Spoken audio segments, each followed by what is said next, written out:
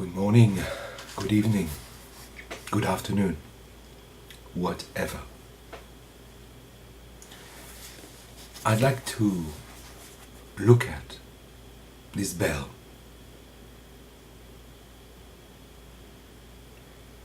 The entire body of a wind bell is a mouth hanging in emptiness.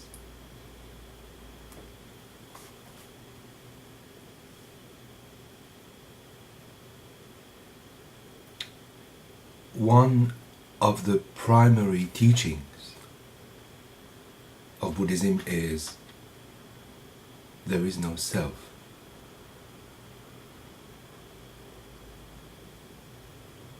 It means that if we dig the ground of being, all we find are processes.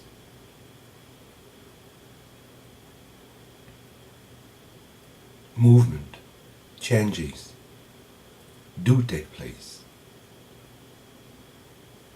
but nothing stable, everlasting can be found. This is the nature of reality.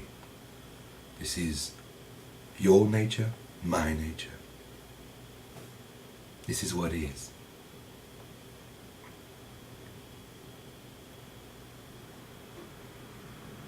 If we are watching these processes and if we're getting attached to them, we create a lot of confusion and pain. So, acceptance of the transitory nature of things is our practice.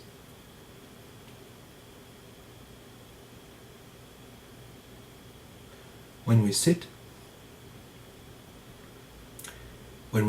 with this whole body like a bell, mouth, empty mouth, hanging in emptiness, we are looking at reality.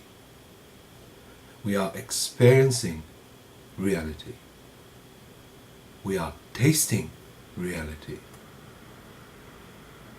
without dwelling, staying anywhere.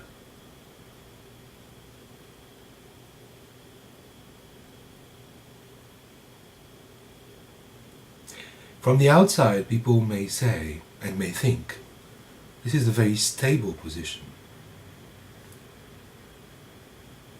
We are really stringly anchored, rooted, and the whole dynamic from the outside gives the impression that this is a very steady, strong practice. And it is. But experience from the inside will tell you that movement takes place all the time in the body, that movement takes place all the time in the mind. And far from being stone-like, wood-like, water, fire could, as elements, describe better what takes place. Something of a flowing, constantly regenerated body.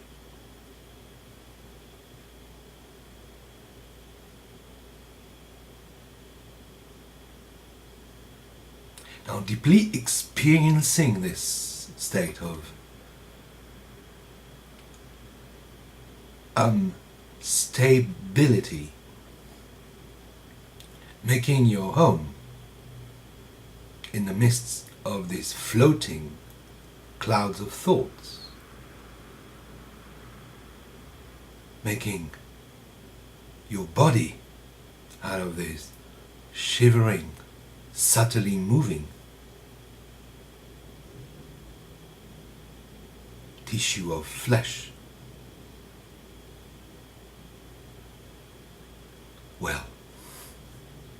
This is our practice.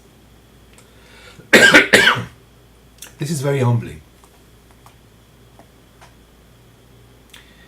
And this is seeing, experiencing directly the nature, the real nature of life.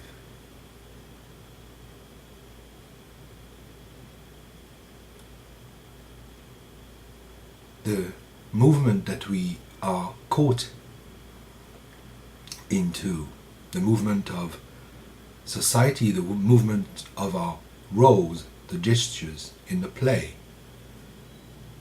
We as children, we as husbands, and we as workers or wives. These movements carry ourselves away. And they might actually make us feel that, well, we exist. We have an existence, and that can last.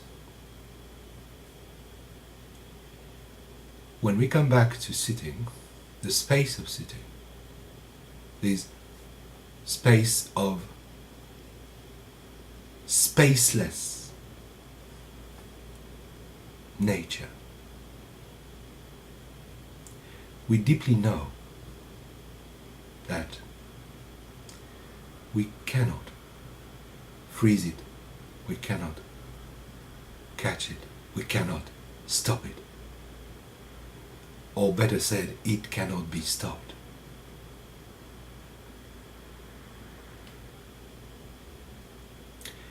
So the experience of the bell, this experience of space, rich of so many changes, fluid, moving, ever-changing, is a wondrous Dharma itself. It is a treasure.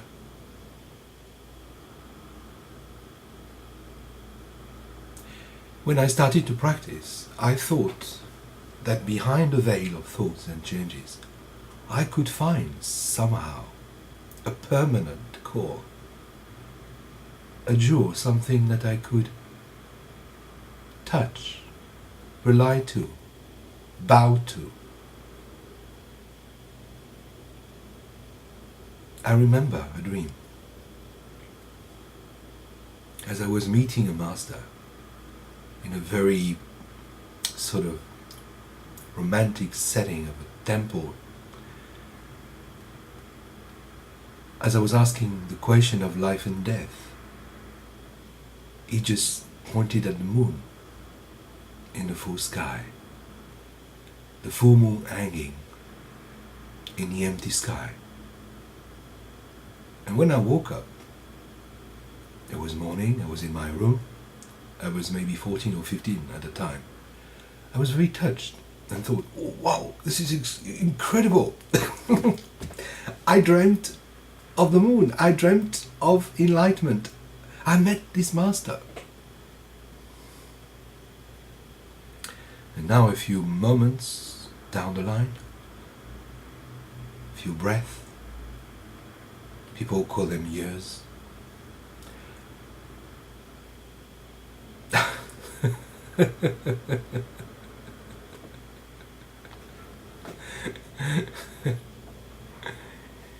If there's a moon to be, it's not to be seen, it's to be really experienced. Once you make the experience of the moon, then things might appear according to the original face. Seeking for the moon somewhere out there, or within, digging very, very deep. Oh.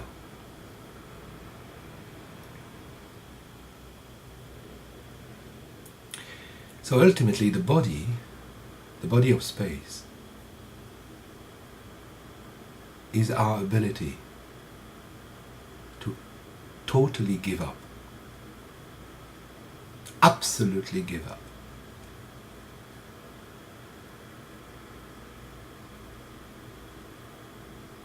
It's getting really, really to the core of a huge desert.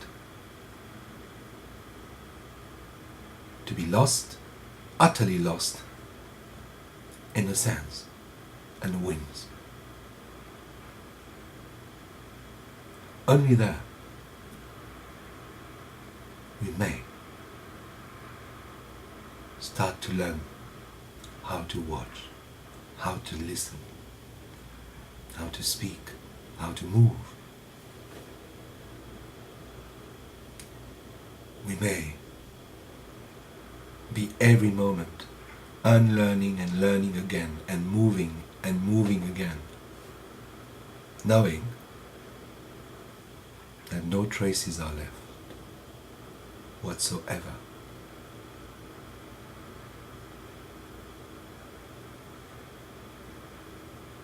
A bit that, like this poem of Dogen, somewhere he speaks about a bird flying that needs no guide and leaves no trace.